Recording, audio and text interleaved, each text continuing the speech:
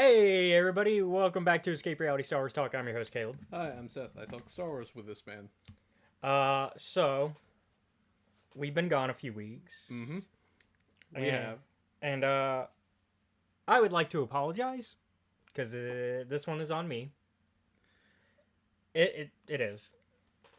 So the reason that we didn't have a podcast last week is Tuesday I went in the hospital. And I didn't get out till that last week. I didn't get out till Saturday. I got out like Saturday afternoon, so it would have been after our podcast time. Otherwise, maybe I would have tried to make it happen, but even then, I didn't do GTA stream this week because of that. Still recovering. So long story, kind of short. I have not been taking my insulin the way I should be. Oh, yeah. And so that's kind of what led to me passing out and being taken to the hospital. So I apologize to you guys for not taking better care of myself, is really what I'm apologizing for, is not taking care of myself. And therefore, because I'm not taking care of myself, y'all miss out on stuff. And then, I feel bad because then I get behind on things and then that stresses me out more, which is why I've just been not doing any content this week. I was like, okay, I just need to not, because then I'm going to just stress myself out more. But yeah, they got me back on insulin. They got me, we're working on a plan to make it easier for me to access it. That's kind of been the bigger issue. And so we're working on it. Outside of that, though, let's talk about, I guess, more fun things that have been going on. Yeah. But I wanted to address the elephant in the room because at least everybody in the Discord already knew. So, I mean, it's only fair that the audience that watches the content but isn't part of the community knows as well. So that's what happened. I went in the hospital because I went unconscious, and then yeah. But on a lighter note, Star Wars Unlimited pre-release happened this week. Yes, I imagine you were quite excited for that. Yes. So we're going from. So the last set was Force-based. This set is Secrets of Power, I think is what it's called. Let me double check. Yeah, Secrets of Power. And so this set is about political intrigue. Is the theme, with the new mechanic being called plot. And it's basically a way to put cards into your resource pile that you can then play later when you pull out your whoever you have as your leader or whatever that leader says to do. I see. So I got to play pre-release Thursday, and I got my first set of the cards. Although a lot of other people they'll get cards before, because technically the set will sometimes come out before pre-release. Technically, you can get individual packs, but you won't get the nice booster boxes or anything like that, right? You'll just get single booster card sets, right? I played as Bail during the pre-release. Got to play against Scotty. Oh, yeah? How'd that go? I lost, but it was fun.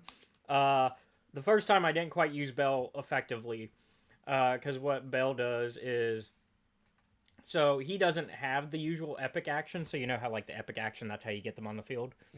His is, you play him, you have to play him for that turn, right, for your action. And then you discard 2 cards from your hand.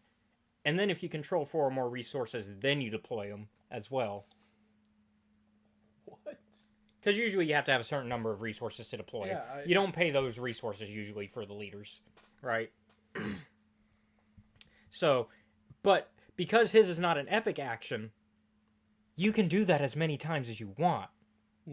So somebody could defeat Bail, put him back in your he's not out on the field spot, right? But, of course, you'll have till he can be played that way again. But, because he has to be played, right? So you'll have to wait till the next round. But you can effectively just put him right back on the field. Whereas normally, like with the new Palpatine or any other leader, there's an epic action, and the rules say epic actions can only happen once per game. So that means most of the leaders can only come out once per game. But Bail can come out as often as you can play him. Which, what he does is, if a friendly unit was defeated this phase, return to a friendly resource to its owner's hand. If you do, put the top card of your deck into play as a resource. And then what he does when he's on the field, when you play a card from your resources, so one of your plots, when you throw a plot, then you heal 1 damage from your base. Mm-hmm. Okay. So, it's a good way to, like, get minor health back. I'm working on, though, the hard mode for this set, because the hard mode for last set was Revan, right? Mm-hmm. They had Revan as just a single aspect, specifically just the villainy aspect, right? And of course, your aspects are how you get like essentially your mana colors, right? For you Magic users out there, it's basically playing a monocolor. But you get 2 colors actually technically because you still have to pick your base. So, in that case, you only get just those 2 colors, where everybody else you get 3. I guess it's not really hard mode for this one.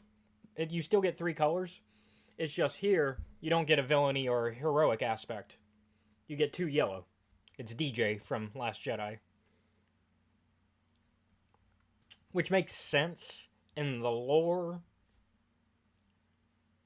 because he plays both sides. So, that's Benicio del Toro's character, the arms dealer.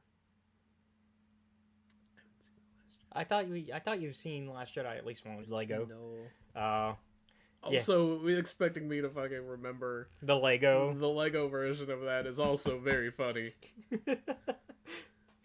What happens in it? I don't fucking remember. We like speed ran that shit that day. Well, yeah. So I have no idea what happens. So in that since movie. he plays both sides, it makes sense in the lore. There are some cards in here though that are going to be good for like my Revan deck. Mm-hmm. Like I found a Sith Assassin. Yes, the not apprentices. Yeah. It's just where did I put it? It's in here somewhere. There it is. They just come out hidden, so they can't be attacked when in the phase you bring them out. They have a 3/2. Only for a cost of 2. Not bad. And they're on the villainy aspect, so pretty easy to toss them into the Revan deck. Yep. Other cool cards that were in here. Oh, my favorite person to not like in Knights of the Old Republic. They're on a card. Let's see. Krea's Whispers. So it's not Kreia as a character, but as a unit, but it's a event card. It's a Force Learned card. What it does is you draw 3 cards, then put a card from your hand on top of your deck, and another card from your hand on the bottom of your deck. So it's a good way to just shuffle what's in your hand and be like, oh. But yeah, I'm going to try to do a DJ deck with Rick's Road from Ferrix as my... Which, I like the art for the new sleeve, because they got Palpatine and Cassian as the sleeves, as well as for the playmat. I need to get a playmat. I want to get the Cassian one, because this is the art. So imagine that on a playmat. That is... Ooh. That is pretty. So I think today I might stop by G&G after the podcast and grab some stuff, because don't have D&D tonight, so if I had D&D tonight I might not stop by, but because they're also doing, we'll see how long it takes us to do the podcast, but They have a second pre-release today. That starts around 3. But knowing us, we'll still be going. Yeah, so We might not. depends how long it takes us. But Yeah. I do like this. There's also the Clan Ordo Mandalorians in here now. Oh, shit. Because I got a unit of that. Where'd it go? I forget what color they are. I think they might be. Yep, they're red. Warrior of Clan Ordo. So they're a red aspect. So they're still adding things that you wouldn't even really consider like maybe part of that theme, but let's see. In this one, on attack, you may disclose a red aspect. Reveal a card from your hand with the aspect icon. If you don't, deal 2 damage to your base. So you deal 2 damage to your own base if you. Oops. Whoops. Oh yeah, some hunter, some HKs, hunting assassin droid. Specifically, this is like the Knights 2. This is like the HK50s from Knights 2. I'll say this. The art is so good on this, by the way. I think, like, I forget. In terms of likable characters from, like, first KOTOR, right? Mm-hmm. I did not like HK47 You don't like HK? that much. You don't like the sarcasm of HK47 like No. everybody? No. I'm like... Surprisingly. Yeah. There's also a new Chopper card. So, for your Rebels fans. Another one of our favorite war criminals. Yeah. So for my Bale deck that I built, because in pre-release you build a very quick deck out of 30 cards, out of whatever boxes you open during pre-release. So in my Bale deck, I had more Bale. So I had the Bale leader, but then I also had a Bale unit that I could bring out. And I actually had a couple. So I had a couple in that deck. I had Anakin in there, but I didn't pull him during the actual play. I put him in the deck, but...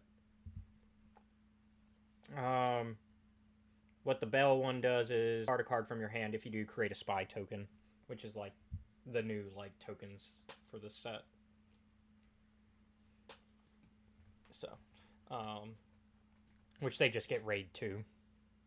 They come out usually for free or whatever, based on whatever you're doing. And they're a 0-2 but raid 2. So on attack they get 2. But that's kind of the new set. This is some of the art from it. I like the art for the set. The Padme one is really good. Where's Padme? I got a Padme, the new Padme. So, but that is, I mean, so, and then I used Mount Tantus from Bad Batch, when I was doing my Bale deck. So it was a green, yellow, heroic white, so green, yellow, white. But now I'm going to try building a DJ deck. Anyways, that was what on the more fun side of stuff I got up to in the absence. So, I'm guessing how did your experiment go for the month? Because we are now November 1st, so I did it. You finished it? I finished it. So let's catch the audience up for those who might be new. So, at the start of the month, I had a plan. You had a plan, Dutch. I did have a plan that I proceeded, much like Dutch, to not actually follow in any regard until, like, way later. Which was? I wanted to see if I could beat Bloodborne in a month. Bloodborne's 10 years old now. Yep. And it's a game that I love. I love the lore.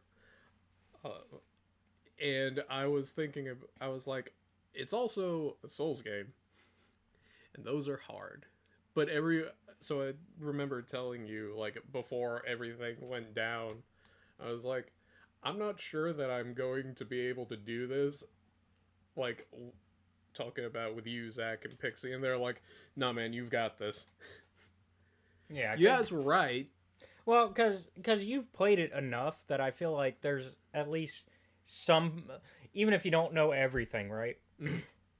Because you might not. I mean, you probably didn't know everything still. I still don't know Yeah. everything. Yeah, because it's a big enough game. I mean, it's a big enough game where there's like always going to be secrets that are found. There's one fucking door that I don't know how to open, and I've had this game for like 2 years. But you've played like, because we joke about it, but you do a cycle of games. You usually go Bloodborne, one of the Fallouts, generally 4, because 3 or 4 New Vegas. I've only played 4 for Fallout once, and I got to the end point where it's like, now pick who you want. I'm like, yeah. I fucking hate all of you. Yeah. And I stopped playing the game. Oh, okay. So New Vegas then, generally. So 3 I've played through about that many times, but it's only the base game. So. Yeah. So Bloodborne, New Fallout, and then Elden Ring is part of the loop now. Which I did see that clip of you giving them advice only to get Pixie killed. Hey, it's not... I said get closer. She didn't get close enough. I don't mean run halfway to them and stop. Also, she dodged into a laser. I'm like, I can't help you if you walk into the bullet. That's not my fault. Admittedly, I used some of the funniest descriptions. Yeah. For advice. Yeah, I think that's really also what throws them off is they're trying to like understand the Seth code and be like, okay, what is he saying? Oh yeah, we had hilarious moment. Another, I think it was earlier from that stream or maybe one the next day, where Zach is like, it's just like a fucking Tolkien wizard. He'll say some shit to you, and if you don't know what it means, you have to do research. Yeah. So you completed Bloodborne though. Yes, Yay. I did. And I forgot the nightmare that is the Orphan of Cause. Cause like it is one of those things where it's like, Miyazaki, what the fuck, man? What were you thinking? Cause like it ironically, the first phase is the hardest part. Once you get it to where it's like, stage 2, I am now incredibly large, right? It's like, oh, thank God, he's not going to, like... And he screams a lot. That's just the nature of Bloodborne enemies. Yeah. Most of them are screaming at you. Yeah. There is a reason that I have put the volume down to 5 when I play Bloodborne. It's not the case with Elden Ring where, like, I've played it so many times that my brain automatically fills in the sound that enemies make when I see them, which is probably a sign I should stop. I also watched Sinners for the first time last night. That was what I did for Halloween. You might want to scoot in, by the way. You are. I know, I've been doing that all. You know what? I want to talk about this now. Hi. So for those of you who don't know, Caleb's a little shorter than I am. Yeah. So I have to kind of scrunch down a bit. Because if I don't, my head gets lopped off. But yeah, I watched Sinners for the first time finally. I mean, it's been on my to-watch list for a while. So, yeah, finally. I haven't seen it.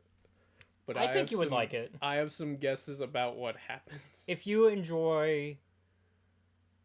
Because Ryan Coogler, the director, says that his inspirations were 2 Robert Rodriguez films. One of them being From Dusk Till Dawn. Makes sense. If you know what the film is about, then it makes sense. Yeah, I guess. The second is The Faculty. Nope. I got no idea. But I like it. It's very much it's also very much a love letter to music and culture around music. And the lead, because Michael B. Jordan, while his face is in a lot of the promotion, he is not the main character. He's a main character, but he's not the lead. The lead is actually, it's their first time acting. Oh my god, he is so good. Job. Yes, I need more of that actor. I need more of Miles. He is so good. He's also a really good singer, which is apparently he comes from a family of talented musicians. So, but it takes place in the 30s. Oh, great. So 1930s, Louisiana.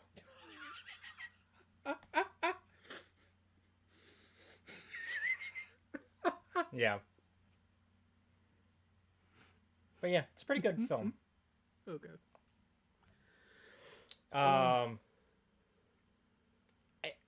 Strangely enough, much like From Dusk Till Dawn, I think the advertisements do give away the twist. Yeah. Because okay, so because it's really weird also because I like having people go into From Dusk Till Dawn not knowing the twist.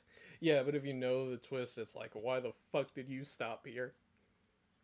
Because if you don't know the twist, From Dusk Till Dawn is just starting off as a crime drama. Well, a little bit of humor, but crime drama, essentially. That's with Quentin Tarantino and Robert Rodriguez. So I think Quentin wrote some of it, and then Rodriguez was co-writer and directed. I also like the TV show adaptation, though, but a little bit better. But that's also because the films go off the rails so quickly. Because there's the first film, which is good. Second film is bad. Third film is garbage. Is it a Highlander 2 situation, or is it worse? So 3 is the one that actually becomes a prequel. And they go into, like, the Wild West for that one. Which kind of makes sense for From Dusk Till Dawn, because it was already kind of a crime western in the first half of the film. In the first half of the film. It's not that in the rest of the film at all. It is a horror comedy for the second half, without giving away what type of horror. And then and Sinners is kind of that. It's a sort of 1930s. I don't want to say crime film, but because it's not quite a crime film started, even though it does. Like Michael B. Jordan's character is, he's actually playing two roles. He's playing twins. Mm-hmm. He's playing twins that were, that ran away when they were younger, fought in World War I, and then came back and went to Chicago, worked for the crime families there, and then came back to Louisiana with their crime money and open a bar, essentially. Okay, cool. The only other thing I know about this film is that apparently there is a scene where the Rocky Road to Dublin Town is played. Yeah. And something bad happens in that scene. Yeah, different stuff, bad stuff happens, and that scene in particular, nothing major, like nothing, but like it's a reveal of like a bunch of stuff. Yeah, which is very funny. Because I think this film might be about... Well... If you know the lyrics to the Rocky Road to Dublin Town... Yeah, it makes sense. It makes sense why. It makes sense why that song is in the film, and I think that's on purpose. Also, it's why the character who sings it, who plays the part he does, accepted the role, because he is Irish, and he read the script and he was like, oh... I get to sing and dance, do a jig to this. Hell yeah! He's like, I've been wanting to do a jig to this song forever. So like that's why he signed up for the role. Like he didn't even finish reading the script. He got to that part and he was like, I'm in. Because I did, because I like to do that. Yep. I like to do that. I like to go on IMDb and look at the little fun facts and trivia. And so, yeah. Put in for movie night once we get done with fucking the rest of JoJo's. Yeah, we'll put it in at some point. I might put it in after we finish Highlander the series, because we're almost done. We did not finish season. We could have, but we wanted to wait because I wanted you there for when we finish season 5. Are you speaking of? I guess, are you working this week? I probably am. I'll let you know if I'm off on Thursday. I don't think I'm off on Thursday. Okay. We're in trouble either way then, because it would have been either your turn or my turn. Because we did Marvel this week for Britt's turn. We're going to start doing Marvel for a bit. Although, Twisted Wonderland is now out. And that's also something that we want to watch. Because that's from the Black Butler creator. Oh, That's the Disney anime. The Disney manga. That Viz will never let me read whenever I try to put in for an early copy on NetGalley. I read it early, Viz. No. Viz Media goes, no, you're not allowed to ever request from us, ever. I think, like, I remember back before I was like, okay, I'm going to do... Because, like, when it was my turn to pick the movie thing for the next one, I was like, okay, I'm going to give you guys... Eventually, we decided on a coin flip, and it was between JoJo's or Peaky Blinders. Oh, yeah. Because I don't think either of you had seen either I of still them. haven't. So I'll watch that with you once we get through JoJo's. And I'm not sure if I want to take, like, because of how JoJo's ends, if I want to, like, intersperse something a little bit more... Lighthearted after it. JoJo's doesn't end bad. I will give you no, that. No. But well, it is one of the Well, it's ones... also not over, technically, because we're about to get the next season, right? No, that's a separate thing. Oh, okay. Yeah. You don't need... So, parts 1 through 6 have no correlation to 7, 8, But you know what 9. I mean. Okay. Yeah. And there's a reason for that. Oh, okay. Well... I think we've talked enough. Yeah, we have to get... So we got only one piece of news that I want to talk about, because it's the biggest topic for the past couple weeks, and that's that we apparently almost got a Hunt for Ben Solo film that takes place after the events of Episode 9 that Adam Driver was helping spearhead. It even got as far as having the script done and approved by both Kathleen Kennedy and Dave Filoni. We now also know it even had a director attached, as he also was helping write it, Steven Soderbergh, in talks, and a planned start date to film. So you may be asking, if you don't know already, what happened to it? Well, Bob Iger shut it down, saying it didn't make sense because Ben is dead at the end of 9. So I want your thoughts actually first, Seth. Don't read the rest of what I wrote here in the script. Too late, I read it earlier. Because I didn't want that affecting your thoughts, but... However, I am thinking about, I'm like, I don't fucking care, man. I know you prefer things moving forward, so... In one regard, this would be them moving the ball forward, right? Because this is a post-9 movie, is what it was going to be. It was going to be a continuation after 9. But I also know you're not 100% a big fan of them bringing back dead characters, depending on how they do it. Yeah. I don't... And Star Wars isn't even the worst. Like, Star Wars is not even the worst offender of that in the fantasy space. I'm just trying to remember if he is dead at the end of 9. He is dead at 9. Okay. Because Rey dies, technically. And then they do the dyad thing with the Force heal, where Ben heals her, and because of how Force heal works, you're actually using your own... it works like life transfer. Yeah, it's a life transference, yeah. Which is a much better name than Force heal. Because and that's because it's a light side power, right? So you're not stealing from the Force or anything. You are using of your own. Yeah. doesn't that make the action a little bit meaningless then? Once again, though, I guess it depends on how the script was.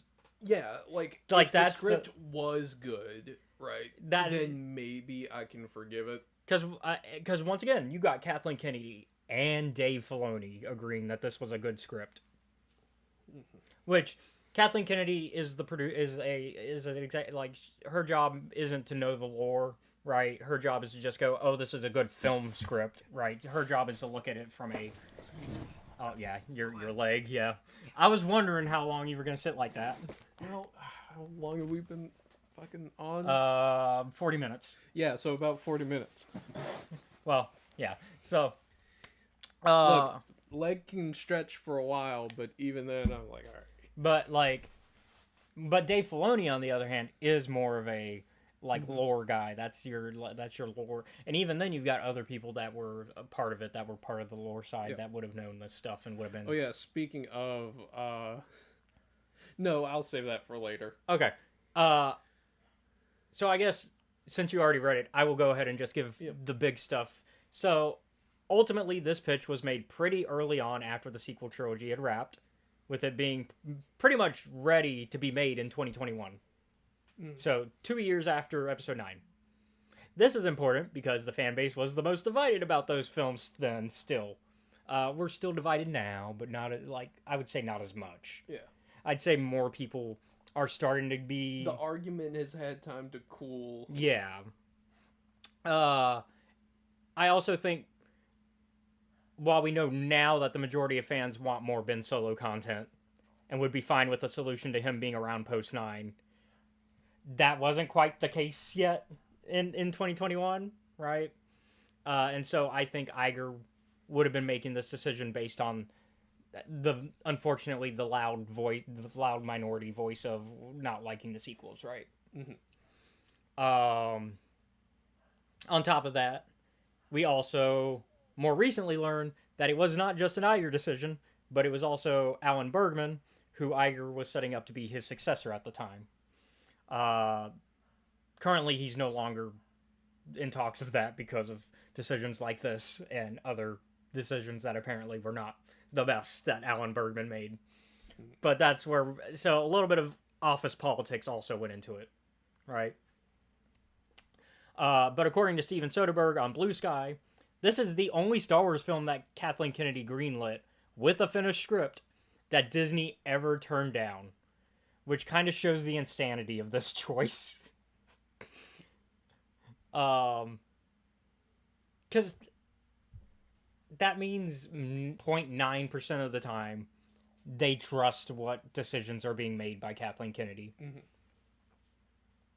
I do think, though, with fans showing they want this project, because there have been a lot of voices that, since this news came out, have said, hey, we want this film.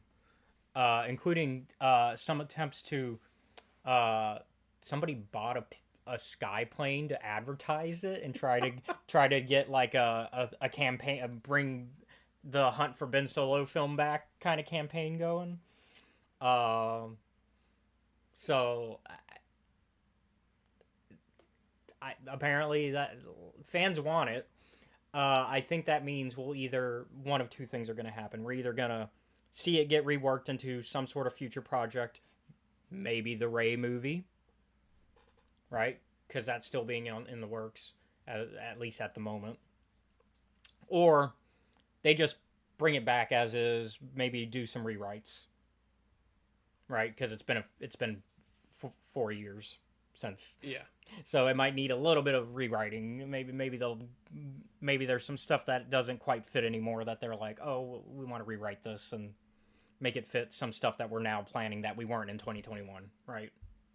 Like, for example, we now know, thanks to the Acolyte source book that one of the art source books that came out, that Chimere was going to become the first Ren.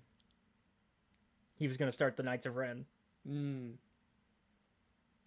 because they gotta come from somewhere, right? And it also makes kind of sense because you got to get rid of Chimere somehow. because you need Palpatine eventually to become Plagueis' apprentice, so you can't have Chimera being his apprentice. But if you want to keep Chimera around while still following the rule of two, Yeah. Because the Knights of Ren don't follow that shit. no, they're a completely different organization.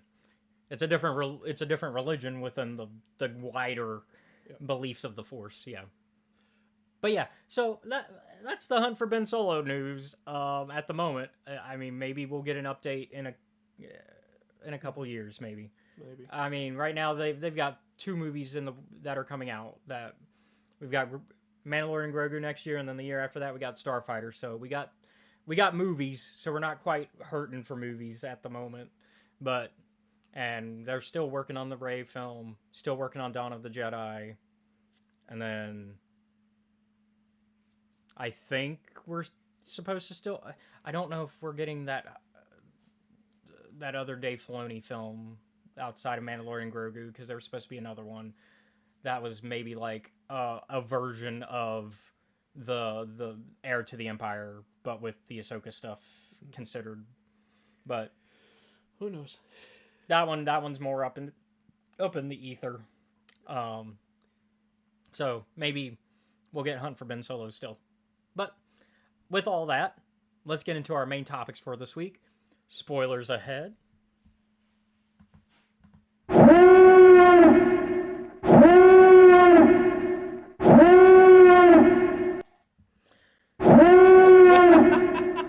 I double tapped it. Didn't mean to double tap it. So let's start with the big one for that we're naming this episode after for the pod. Let's talk about Revenge of the Sith first. Woo!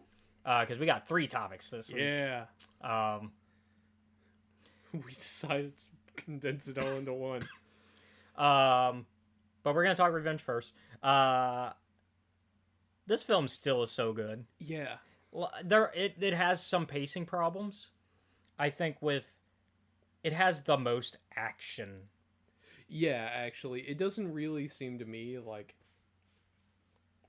And I like action because I think like it goes by fast because of it, but it's like in terms of pacing, you start to realize 50% of this film is lightsaber fights. Mm-hmm.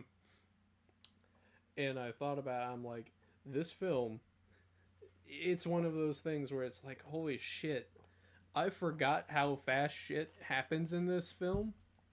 Because it takes place over the course of, 3 days at most? Yeah, because didn't we discover the last episode, it's like a week or whatever? Mm-hmm. Because of the short story we read last time.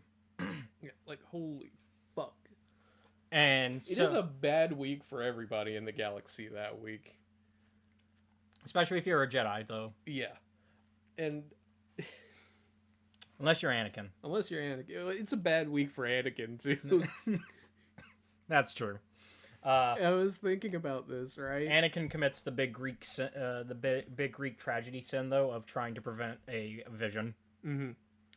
And I was thinking about this, right? In the order of if you are Anakin, right? Mm-hmm. And how crazy everything starts being as soon as the fucking... You go from the Battle of Coruscant on. Yeah. And I was like, this sucks, man. I'm so sorry, Anakin. And that's not including context of stuff that is going on during Clone Wars. Yeah. Because we haven't watched Season 7 yet for this yet. Mm-hmm. So, because I wanted the context of this first, and then... Yeah. Also, the Dark Disciple novel has happened now. And it's like... Oh, no! I assume that its events have wrapped up recently as well. Yeah, they're pretty recent, I think, from maybe a month out, probably, if at most. Oh, fuck. Which means it's very funny when Dooku and Anakin are like, oh yeah, my power's grown since the last time we fought. You mean last week? Fucking bet they have. He's like, they doubled. Good, twice the pride, double the fall. The other thing that I was like, because now I'm not a kid anymore, and I'm pretty sure that this was the first movie I ever saw in theaters. I didn't realize how much fucking Palpatine really wants Dooku to kill Obi-Wan during that scene.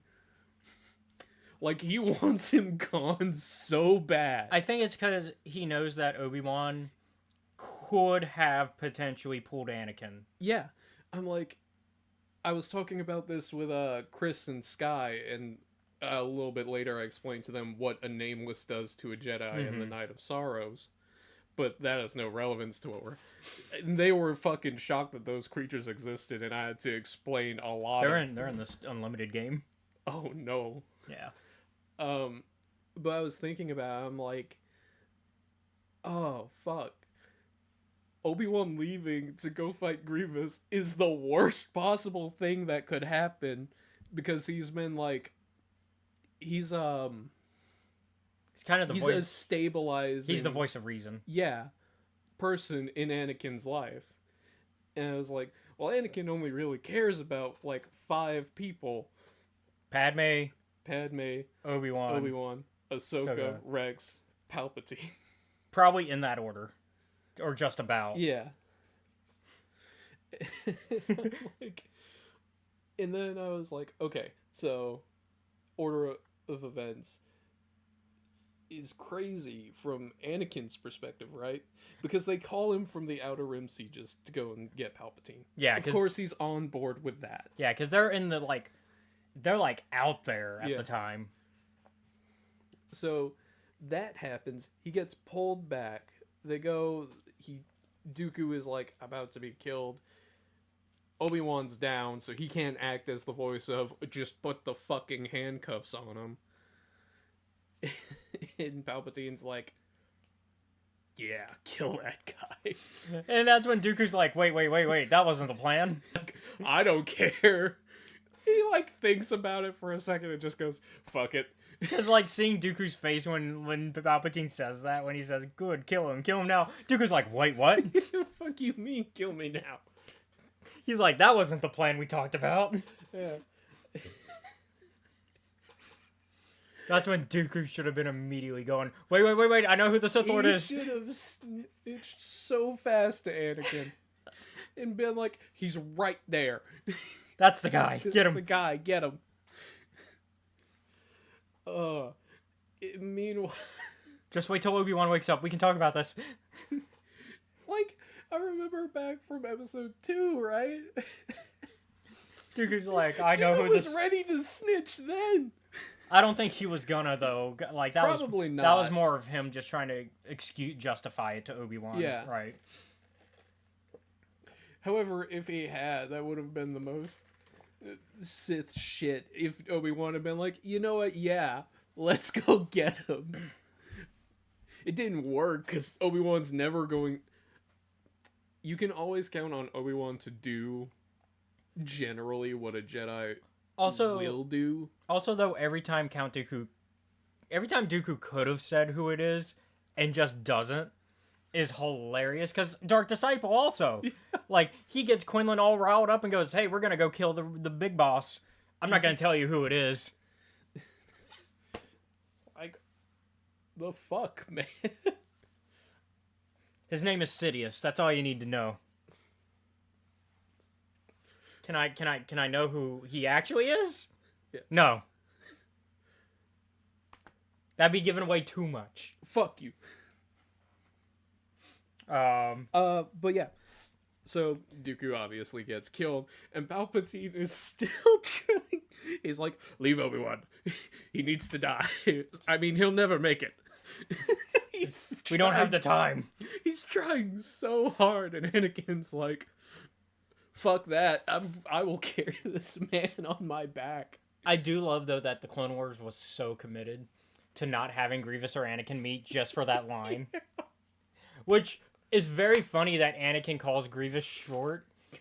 When in reality, he's taller than Anakin still. Because he's just hunched over. Yeah. He's just hunched over. And then when he unhunches, he's taller. Yeah. Admittedly, right? Because in the Clone Wars, they never see each other, like, face to face. And they're, like, always in fucking aerial battles where Anakin can't. And the only time they come within, like, when they're being passed off as prisoners Yeah. of war passed out. Yeah.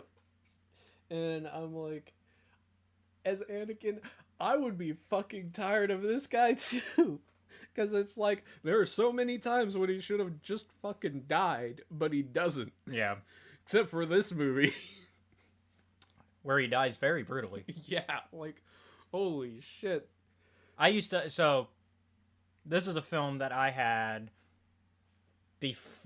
before it even came out in theaters. Mm-hmm. Because there was a very infamous leak of the film that had, like, the timer watermark on it. And so, I had that copy as a kid, and I watched it before. So me and a buddy went to see it on opening night, but we watched it at my house while also playing the original Lego game, Lego Star Wars game. So we would do a level of Lego Star Wars, watch the Clone Wars animated series, that the Gindi one, because that was out at the time. So we would watch the Gindi stuff, play some more Lego Star Wars, watch the Gindi stuff, and then eventually we were like, okay, well now we can watch the movie, and then play the Lego version of the movie. And then, Speaking of the Gandhi stuff, holy fuck is Grievous a nightmare in that. Like, Grievous is bad in the new Clone Wars as well, but like... although people say he's more of a joke, although Gindi Grievous was also, there were moments where he was a joke some too. Very funny getting Like- yoinked by the fucking train. People forget about that. I'm like... Shakti tricked the fuck out of him. She rage baited him. She did. Um, I think one of my favorite bit of that entire thing is just the clone trooper that kind of is like... but yeah, that's Because, not... like, it doesn't matter, right? yeah. Because if he misses the shot, damn, I missed. If not, he's gonna get in here and kill all of us. But that's not canon anymore, so... Yeah. But yeah, and so this film overall incites pleasant memories because, you know, it was the second one I saw in theaters. It was the first one I saw opening night in theaters. Didn't do like midnight thing though, because still like middle schooler, so like couldn't do that. But but it, I mean, I'd say though it there's scenes that still very much work. Like I think the opera scene still very good. Yes. The one thing that I kind of throughout this movie is Padme is usually a very proactive character. You can start to see that Not George is in not. this movie. Yeah, you can see George isn't really writing her the way he normally would. Yeah. And I was like, this is not normally how Padme acts. And I think that's one of the big disappointments a lot of people have with the Revenge of the Sith is just how Padme gets treated by the end of it. Because it's like, I think most people were hoping before the film came out that Padme would have been one of the founding members of the Alliance. Mm-hmm.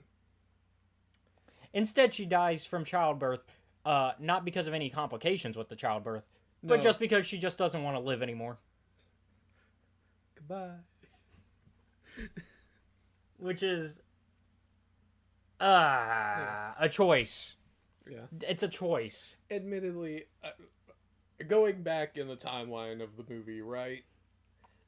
So Anakin, the Siege of Coruscant's done, Yes. right? Grievous is fucked off to God knows where. I'm just trying to kind of speed us up just because we do have other... Yeah. And I was like, all right, Anakin, pretty high moment. Obi-Wan's alive. Palpatine is safe and rescued. Order is mostly restored in the galaxy. And then Anakin gets hit with like 2-3 bombs back to back. First off, he gets hit with a We're pregnant. we're pregnant. Then Palpatine is like, by the way, I got you a seat on the council. Followed up by Mace Windu being like, yeah, sure, you're You can allowed have on the that. council. We're not giving you the rank of master. Which is a fair choice on Mesa, like on the council's... Here's my thing about it, right? I think that it's fair, but they should explain that, The why. like, the why of it. and and Mace, being an asshole in this moment, decides which I'm not gonna explain it. he doesn't owe an explanation, But it would be would make it go so Yeah. much easier. And then he's like, by the way, we need you to spy on your grandfather for us. to be fair. Meanwhile, Obi-Wan is the one who delivers that one. And and- Obi-Wan is like, I fucking hate this idea. Now, to be fair though, the only reason he's on the council is because Palpatine also wants to spy on the council. Yes. So Anakin is now spying for 2 different people. So the council asking for him to spy on Palpatine is not that, because they also make valid points of, hey, he needs to start stepping down from the, we are way past his term and the war is pretty much over. There is no emergency power need for him to still be in power. Yeah. Because chancellorship is, I think, similar to president. I think it's 2 4-year terms. Yeah. It's either like 4 to 6 years, depending. And so, with that in mind, let's see here.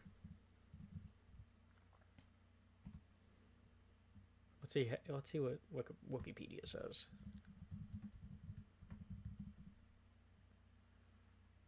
Because also that math doesn't entirely add up, because he would then be Supreme Chancellor in Phantom Menace all the way to Revenge of the Sith, that's a lot of time. I think Valorum steps down immediately after. Yeah, he steps down immediately in Phantom Menace.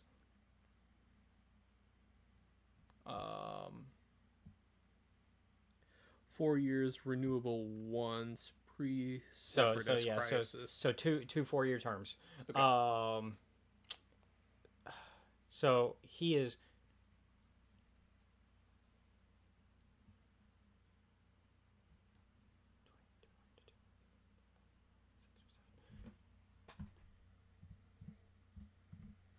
He's 5 years over his term. Because he gets elected in 32 BB, right? Phantom Menace is 32 baby, I think. 32 BBY. Making sure my memory of this is right. Yes. Okay. So he's elected in 32. Mm-hmm.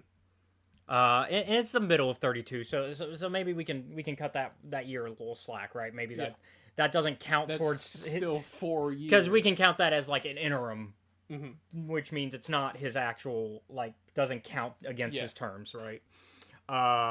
So when was Valorum elected initially, though? That would be the question, because that would decide the math on that. Oof, hold on.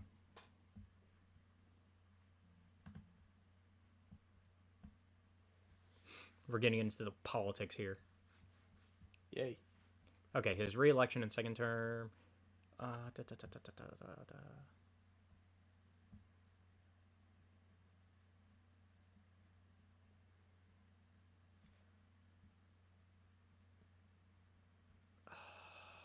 say when he was elected. Great. It doesn't. We don't have a year for when his, because that would decide the math on that. Yeah. Assuming so, let's just say that we get a year off. So he'd be 4 years over still. Either way, he is over his term right, and so that's the main reason that they decide to do the whole spying thing.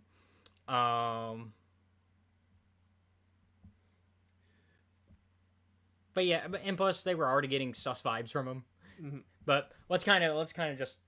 I think a lot of people know what happens in Revenge of the Sith, so we can kind of just talk about our favorite highlights and stuff that maybe didn't stick up, that didn't age as well. Maybe some scenes that maybe didn't work out as well anymore.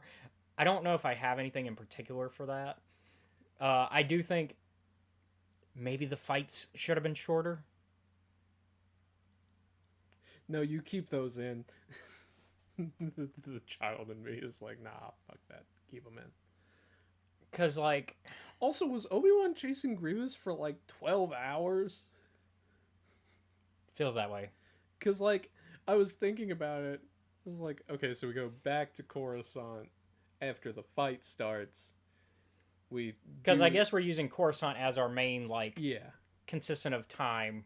Because every planet has its own rotation and stuff, mm-hmm. so we'd have to have one planet be our main time.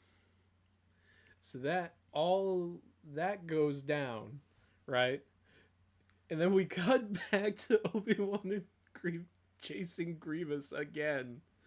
And I'm like, it wasn't night on Coruscant When he started. When he started. Which means that... Yeah. I actually really do like the fight between Obi-Wan and Grievous. That one's fine. It's really I don't know. I think by the time you hit the Yoda fight and the Obi-Wan Anakin fight, it starts to get there where you're like, okay, we've been fighting for most of this film. Yeah. Like... I do like having Bail. Yeah. If anything, I guess if you're not going to cut the fights, because I don't know how you could cut the fights shorter, because the Yoda one is actually pretty short. It's a very... One to fight Grievous is the worst fucking possible thing that could have happened. It works for Palpatine's favor. It works in Palpatine's favor. I'm also like, strategically, it is a good thing to do, right? However, for dangerous to live, but that's not the argument he should have made. No. Because he doesn't even make a sound argument. Like, he doesn't even so much as ask Anakin why. Okay, we're back. Anakin and Yoda both were their... Yeah, because, like, Yoda sees it as, oh, you're having troubles with these visions about somebody you care about dying. Mm-hmm. Well, then I guess my best advice would be, hey, it's okay that somebody's going to die because that's just the natural process of life, and, you know, that's just how things are. And we can mourn, but we also have to eventually move forward. And that's the advice he's giving based on what Anakin has told him. Because Anakin doesn't go, hey, I keep having visions about specifically Padme dying, and this isn't the first time I've had this happen. That's the other big part that Anakin doesn't like. Yeah. Like, if Anakin had gone, hey, I've done this before, and the last time my mom died, and it was right, that would have been a whole different conversation. Yoda's advice would have been so different. Mm-hmm. But then everybody gets mad at Yoda and goes, why didn't Yoda give him better advice? Because he gave him the advice he could. This is a case of you go to therapy and you don't tell your therapist your problem. They can't help you. And Anakin... on that need. Mm-hmm. He very much... Because, like, he says his whole thing was for saving Padme. But much like... Once again, Greek tragedies. It's hubris. That's his downfall. Yeah. Because every Greek tragedy, it always comes down to hubris. Literally, it's hubris. And his hubris is that he wants power. Because that's the reality. It's not a case... The wanting to protect Padme is the justification. Not the actual... goal. The actual goal is more power. I'm gonna ask you a question that's much more lighthearted in tone. Yeah. If Yoda and Obi-Wan switch opponents, how well do you think that goes? I think Vader dies. Mm-hmm. I think Yoda does not give Anakin a chance. I think Obi-Wan dies. I was like thinking about, I'm like, what does Palpatine have that Obi-Wan hasn't dealt with before, right? I was like, well, he's got the lightning, but Obi-Wan's dealt with that before. I think it works on nostalgia, especially because of the meme ability of that film. There's so many moments in that film that you're like, oh, like Sidious doing the spin and the I thought we were smarter than this. Apparently not. but like, and then of course, obviously, there's hello there, and that's meant to also be a fun little homage to when Obi-Wan finds Luke and R2 and goes hello there later on in episode 4 when we get to it. Yeah, and then we got the